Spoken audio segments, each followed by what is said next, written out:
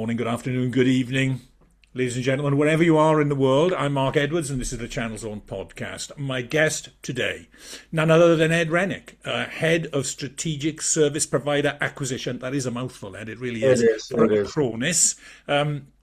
Ed's time in the field has seen him in various roles within sales and partner management, and over the last 25 years he's worked with some of the biggest and best sales organizations in tech, such as Oracle, Virgin Media, Exponential-e, and of course, best of all, Acronis.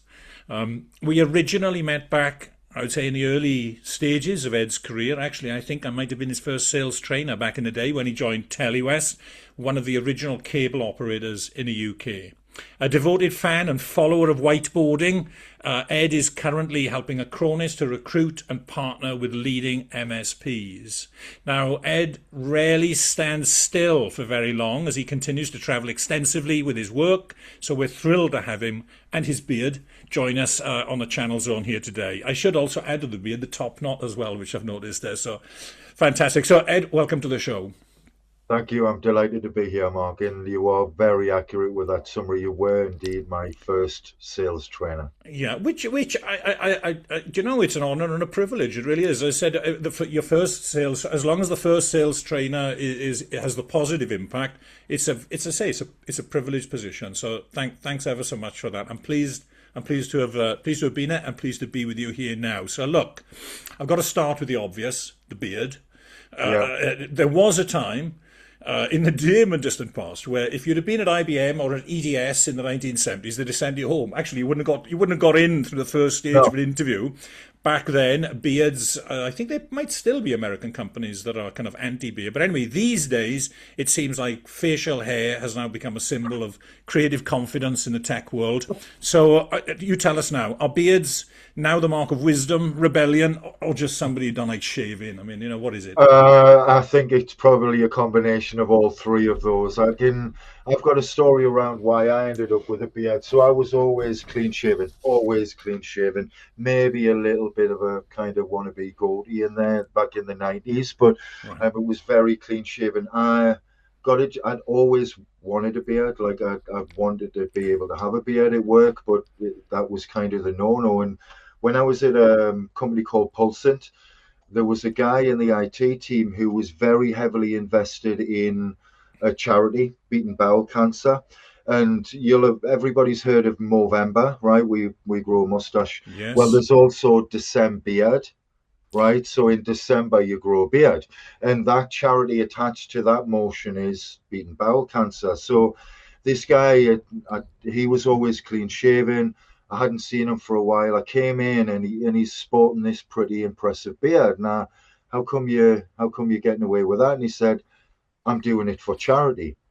I thought, right, he has an angle for me, right? So I got involved in that, and I signed up to the charity. I started getting sponsors. That legitimized the growth of the beard in a working environment. Mm-hmm. And as luck would have it, I ended up getting asked to do beard modeling for a beard product company. And I ended up being an ambassador, a beard ambassador, believe it or not, for the charity as well. So I had this kind of legitimate level of validation that I should really have a beard, and I can wear it all the time. And I used that. Basically, that was my lever. I did that about 7 or 8 years ago, and I've pretty much had a beard of varying sizes over that time. It's been down here. But obviously 2.5 years ago, I decided I'd go with the hair. So I shortened the beard, and now with it being Christmas, I'm going both ways. It's very impressive. Oddly enough, as you mentioned beard modelling there for a while, I had a supplementary question which I'll come back to. I said, do Acronis include beard oil and grooming tips in partner enablement toolkits? But maybe they will in the not too distant future. I say you do quite a bit of work. You're in the Nordics. Nordics, they're pretty strong on beards out there too, aren't they? So they like the beards over there, and actually I've been told a number of times I look more like a Viking than most of the Nordic population. I think I would agree. For those of us, I've never had a partner role per se, so I'm intrigued. How does, say, partner acquisition So perhaps you're Yeah, not so much partner management. Yours is literally about finding and bringing in new partners. How does that absolutely. compare? How does it compare to a new business sales role? So I'm assuming similarities, but maybe differences. So partner acquisition and partner management as opposed to new business selling. What's the similarities or differences? It's a great question, and I've thought about this a lot myself. I spent 16 years of my career initially just directly selling. I've been new business for 25 years of my Right, career. That's all I've ever done. And for the first 16 years, it was pure end users. So I was going straight into the customer directly through whether I was with a vendor or with a reseller, but it was end user focus. right. The last kind of 8 to 9 years, maybe 10 at a stretch, have been much more around partners. And the difference is it's paper thin. This episode of the Channel's Own podcast is brought to you by In Connection, the trusted events agency to some of the biggest names in IT. In Connection knows that in today's fast-paced world, it's not just about delivering a return on your events investment. It's about delivering unforgettable experiences. Because some events fade within hours, while others become memories that are talked about for years. In Connection, the go-to event agency for the IT channel, creating memories that matter. The difference is it's paper thin because the Right. approach that I take, this isn't about, and it's never been for me, it's never been about products in the portfolio. It's always about business outcomes. And if we think about any company, right, I always start with kind of 3 points of discussion, right? What are you trying to do as a company? Are you trying to increase your revenue? Are you trying to avoid cost? Are you trying to reduce your costs? And they're pretty good high level kind of precursors for most companies' goals. If I was to speak to an FD, every FD cares about those three things, right? Right. So doesn't matter the work at a vendor, at a distributor, anywhere in the supply chain, those goals and those challenges exist for everybody. So for me, it's been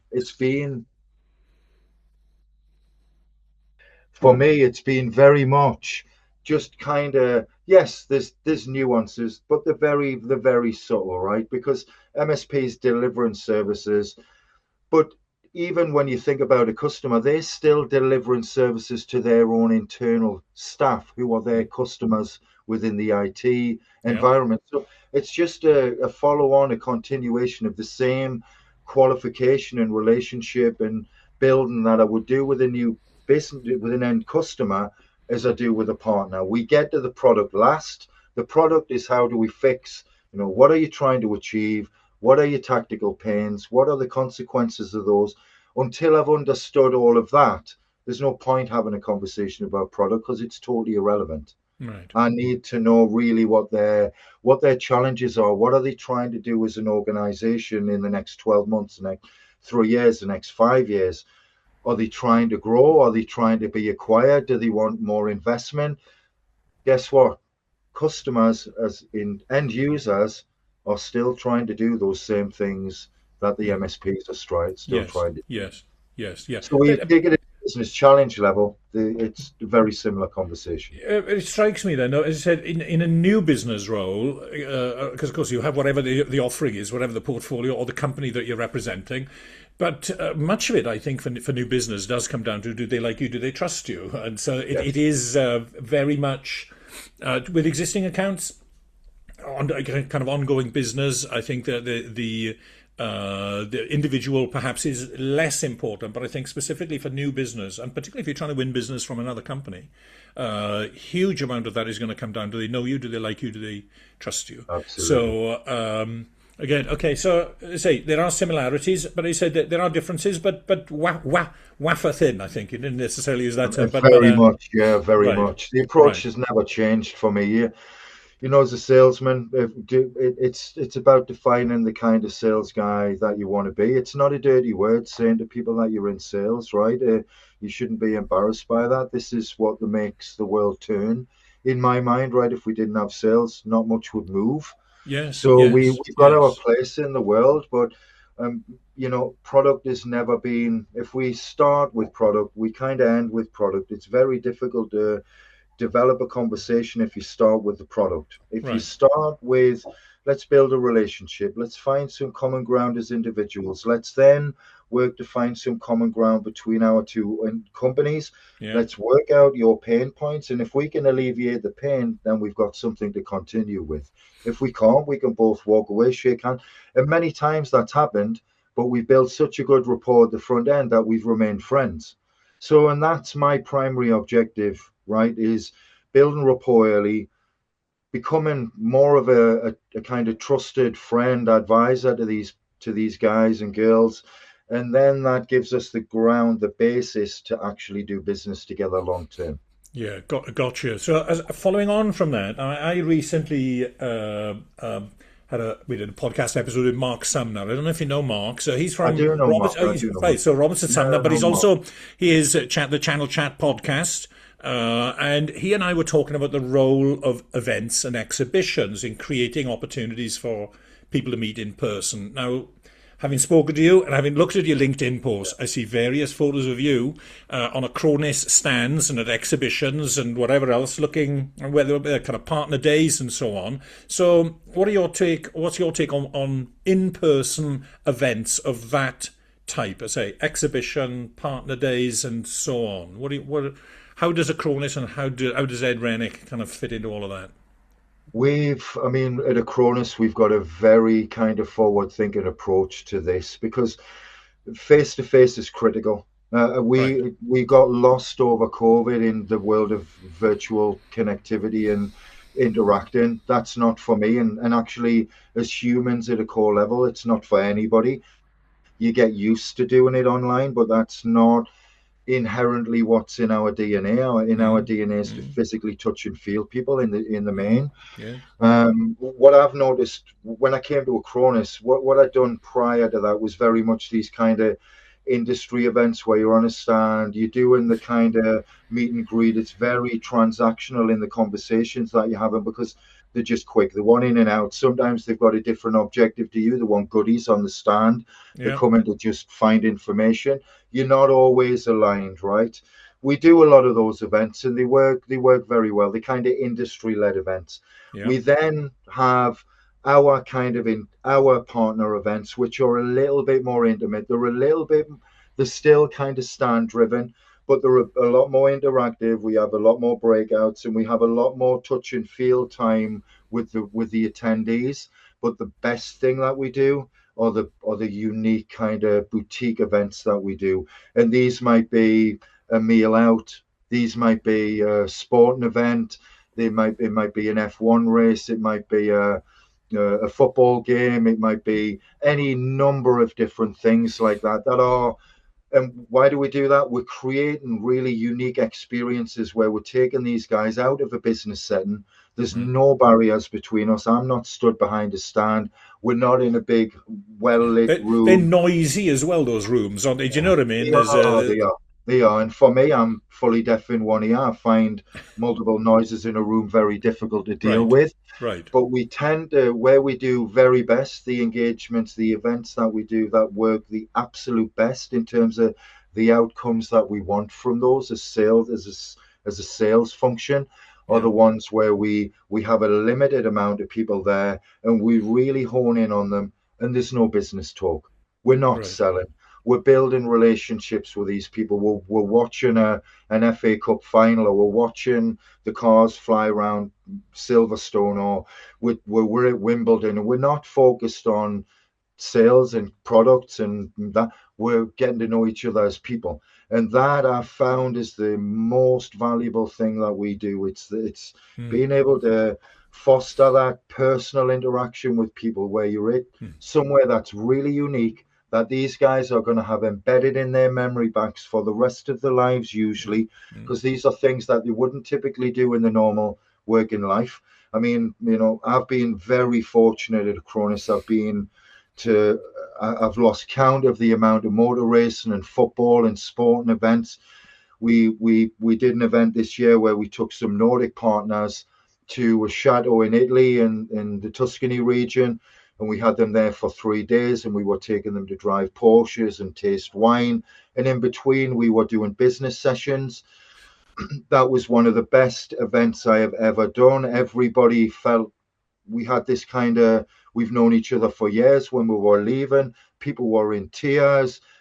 Everybody had built up really solid relationships, and it was just, it's the most unique thing I've ever seen in terms of bringing people together. And this Right. is a mantra that Acronis of, this has been driven down by our founder Serge Bell, who even during COVID was really becoming frustrated with this distance between people. Yes, And yes. so he bought we got a jet, and we would get partners in and take them somewhere off site, completely away from the real world, so that these guys could get a chance to just keep the conversation going, Yeah. actually be there with real people. So it's a big mantra that we have at a very high level within the company, and that seeps all the way through. Well, that suits my DNA right down to the ground. It certainly sounds it. That's for sure. So clearly an advocate for in-person events and meetings. So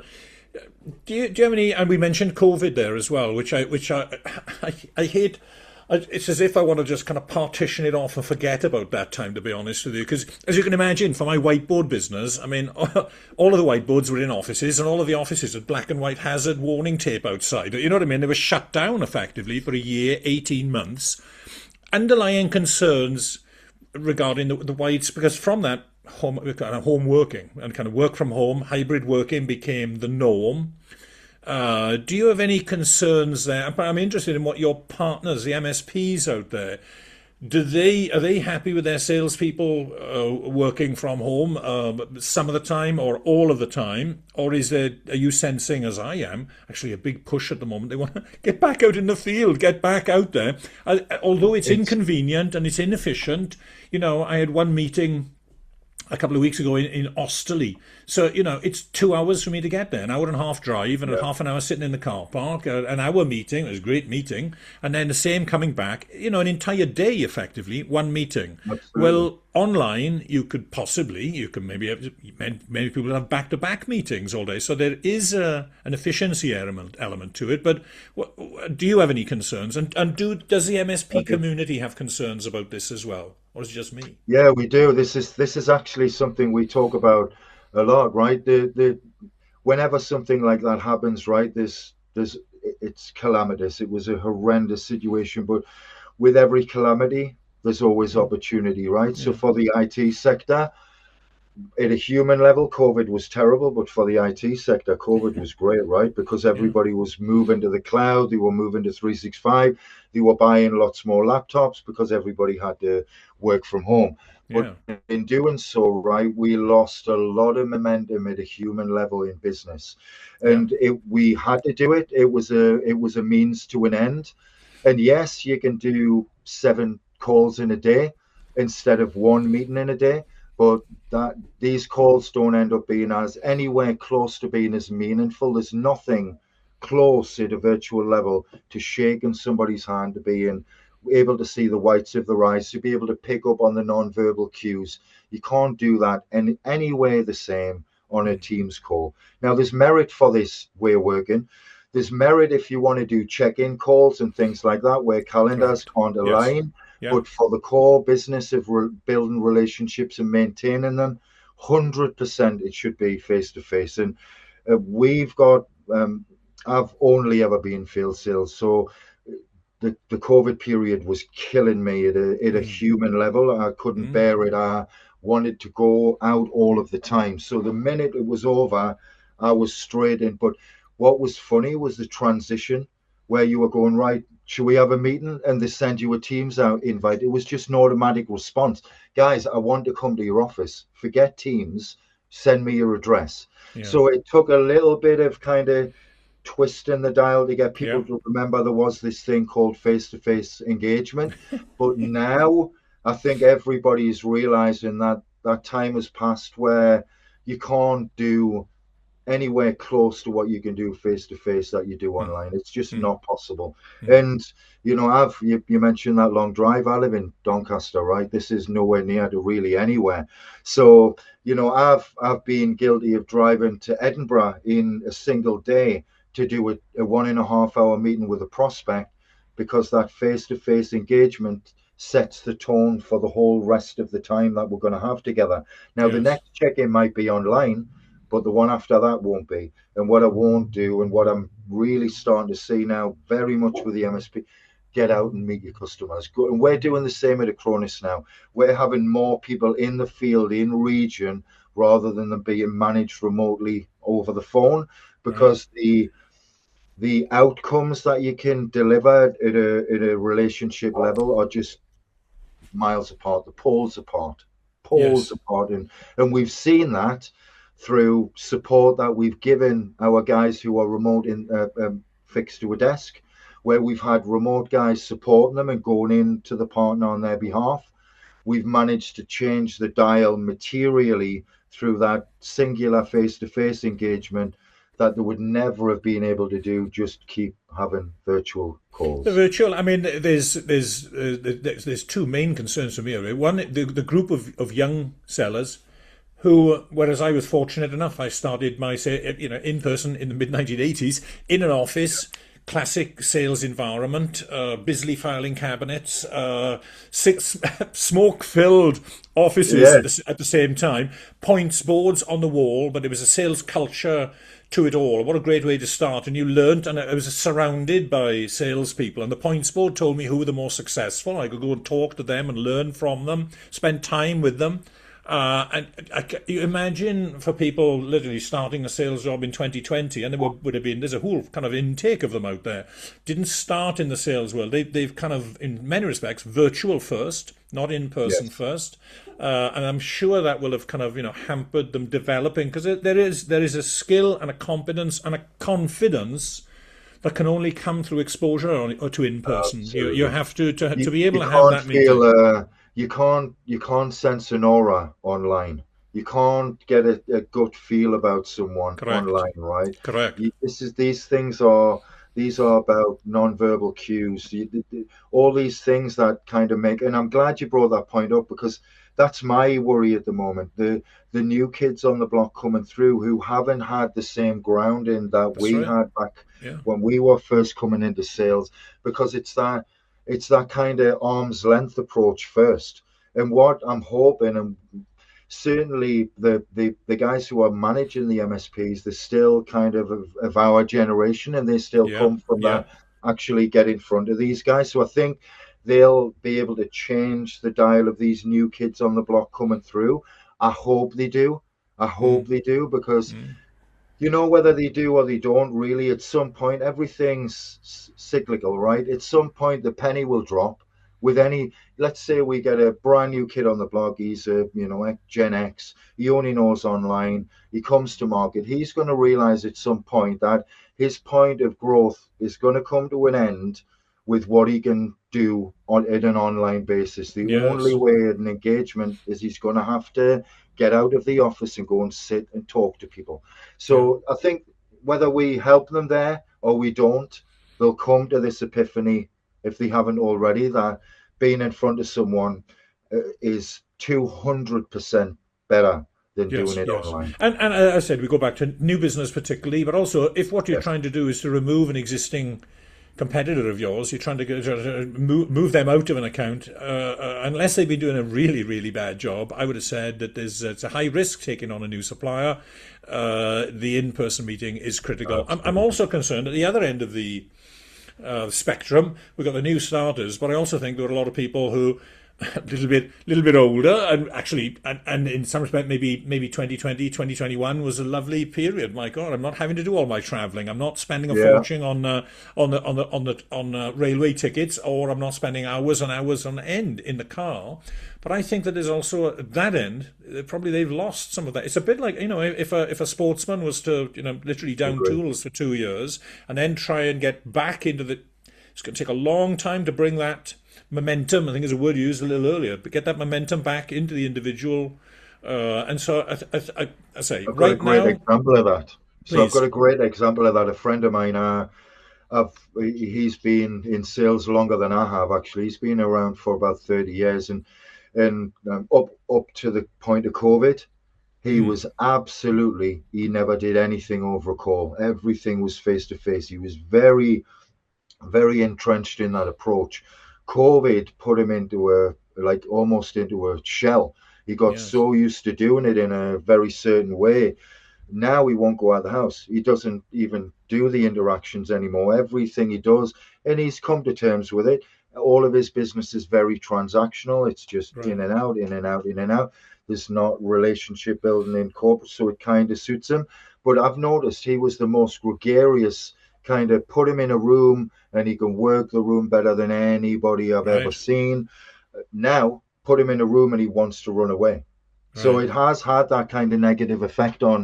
on Yeah. people who I would never have thought it possible with, um, uh, and I don't think he'll change back. He's you know yeah, and I think these behaviors they can be, you know how sales guys are, right? They're driven by the directives that they're given, right? So this kind of approach can be incentivized by management teams quite easily. You saw when we got together back when I was at Telly West back in the day, uh, we were doing 15 to 20 face-to-face meetings in a week. Yeah. That was a Awesome. mandate. The minimum was 12 a week from Mr. Cunningham back in the day because he saw the value of getting in front of people. That was Yeah. always the way to drive a relationship and ultimately get to a point where you can do business with each other. Yeah. So Yeah. we Nice with a I, small territory there as well, Ed. I'm it was assuming with a it's small territory. You can you yes. can kind of knock on the doors and go around these Correct. companies, Yes. but Yes. Yes. they're a Yes. little Yeah. bit dispersed now. But that doesn't mean you No. can't work your time in to make it so it's more of a road show over a couple of days. Super. Now then, let's just come last couple of questions here. Mark Twain, the author, once said, "Everyone talks about the weather, but nobody does anything about it." And today, everyone's talking about AI. Everywhere I go, it's AI. So, Yeah. from your vantage point, how is AI changing things in cybersecurity and data protection? We don't want to go. Let's not go too deeply down this rabbit I'm hole. not But going to go too deep what because are, what I'm are, not a what are your technical guy. thoughts? It has its place. As look, I grew up in the. I use this when I talk about AI, but I grew up in the Terminator days, right? So I grew up with a healthy fear of computers taking over the world when I was Yeah. young, right? And Yes. and it obviously that's an extreme case, but I think they have a place, particularly in the world of cyber insurance, right? And particularly for MSPs, because that threat landscape is so complicated. Delivering these services are so complicated back to the end users, and it continues to get more complicated. The threat landscape is just developing on a almost hourly basis right now. Yes. Where it takes its advantages, where you've got it doing, where you've got it to automate mundane things that take up a lot of manual time. Yeah. That is where I see a place for AI. I don't see a place for AI taking over entire environments where there should be absolutely no human there should never exist a place where that's going on. There always should be oversight. We've got to validate these things. You will know yourself. We all use ChatGPT, Copilot. If you give it a brief, you always have to overlook the brief and then tweak and change and develop it. And the same as when you get it dictating, it's great. Like there's a great example where you've got this dictation piece where now you can build AI into a call like this. It'll give you the transcript. It'll give you a call summary. It'll build Yes. out next Give them actions. prompts. Give you as they Absolutely. go through. Yeah. Yeah. And that has its place. That helps drive efficiencies for people. That's where I see it beginning and ending. If it intrinsically helps you operate in a better fashion, spending less time on mundane tasks, then AI has a place. AI doesn't have a place where it's taken over the entire decision making process of whatever that process is. I don't think we should ever get into that scenario. And that's kind of how we use it in our stack. We use Yeah. it as a it's like your best friend. It's always trying to give you advice, but it's not Yep. trying to take over what you think should be going on. Yeah, there's another movie I'll bring to that. Is you mentioned the Terminator Yeah, example. If you go back, actually, it's probably about 60 or 70 years. Fantasia by Walt Disney. The I scene remember that of as well. the Sorcerer's Apprentice. Yeah, With so in what I'm hearing now about kind of AI agents, potentially it is like that Sorcerer's Apprentice scene where Mickey Mouse is there. He takes the wizard's hat and he opens the book, and he has yeah, a bucket, a mop, and a bucket, and he basically casts a spell, and the mop all of a sudden comes to life and starts doing the work, cleaning up. It's fantastic. It's yeah, great, but then bit by bit by bit, it just escalates, if you remember, until eventually there's an yeah. I army of do. these mops, Yeah, all basically bringing water in, flooding the place. There is, say, there's a potential risk. I follow Elon Musk a lot, and he's pretty clear about the threats and the yes, dangers that are involved there. But also, he's central to it. He can also see the efficiencies that it does allow us to do, and I just think it's extraordinary. Now, in the 1980s, I did an O-level in computer studies, so this was back in the days of data processing and mainframe computers. And the reality is today, every young child out there, every kid who's got a mobile phone and has got whether it's ChatGPT or one of the other tools, they yeah. actually have a They supercomputer do. at their They do. disposal, effectively free of charge. Yeah. It's as I say, mind blowing. So there will I go undoubtedly back to be. the days you wanted to learn something, you had to go to the library. There was no other source of information back then, right? Yes, It just didn't exist. I came into sales actually when we were first moving from analog to digital yes, mobile phones, right? So, right, and so to look at where how far we've come, yes, it's absolutely mind-boggling. The tech, as yes, you say, that the kids yeah, have in their hands, that they're never going to appreciate the level of technology and firepower they've got at the disposal these days. But it's all about, look, humans should always have oversight in these scenarios, right? You just use it as a means to streamline your process, help at an operational level. Whether you're a sales guy and you want to write a proposal and you can get it to help you do that quicker, that could have yes, been very time consuming back then. There it has a place, but it can't sell for you and it can't build relationships for you and it can't do all of these things that are intrinsically involved in the role, the same as in any other walk of life. As long as you maintain control over it and it's helping you be optimize what you're doing in the yes, day, then yes, there's room yeah. for it. But at the point it's taken over, we've got a problem. We'll have to jump in at that point, I think, won't we? So Yeah. we'll see. At that point might not be that far off. Is the issue? It's No, no, speeding up at such a rate now. it is. But so okay. Lastly, so we may have kind of covered this in some respects, but I'm going to ask you to kind of hone in for this season of the podcast. I'm asking each guest to pick out their favourite or their most memorable corporate hospitality type event, be it a president's club, special event for customers or partners. What is having experienced the mass that you Yeah, have? Can you put a this is finger true. on one of them? What do you think is the most memorable event of them all? The most memorable one would be not last year, the year before it at the F1 at Silverstone on race day. And Right. it was memorable for several reasons, not just because we had a British 1, 2, 3 and Hamilton got in the Wow. mix as well. It was a phenomenal race. It was a phenomenal day. The reason why that really stands out to me, it was pouring rain. It was pouring rain the whole day. Everybody had smiles on their faces all day. I had around eight partners there. We had 16 people, two from each partner. They couldn't have been happier. They were sitting in the rain with these ponchos, absolutely freezing cold. We had an ability. We were quite lucky. We got to take them into the pits, into the actual the driver area. So we were sponsoring one of the driving teams, Sir Williams at the time. We were able to kind of get them into the pit where the garage where they were actually tuning the car ready for race day. Mm. And it just so happened that yeah, Brad Pitt was filming his F1 race as well. He was literally in and about this area. So we had the reason why it stands out is we had a particular partner. It was a husband and wife who owned this MSP, and she was mad hungry for Brian Cox, not Brad Pitt, Brian Cox, you know, the The actor scientist, from right? yeah. So Oh, yeah, sorry, the so scientist. I thought it was the yeah, actor then. yeah, right. He was a singer as well, and we were in the kind of the paddock zone where all the Right. celebrities are, and Brian Cox has been interviewed by a news crew. This woman, she couldn't stop herself. The kid came out in her. She just there was tears in her eyes. Her smile was. She ran over to him, put her arms around him. He's still being filmed live at this point, by the way. And can I just please have a photo with you? Now, you'd expect at this point someone's gonna give her the elbow.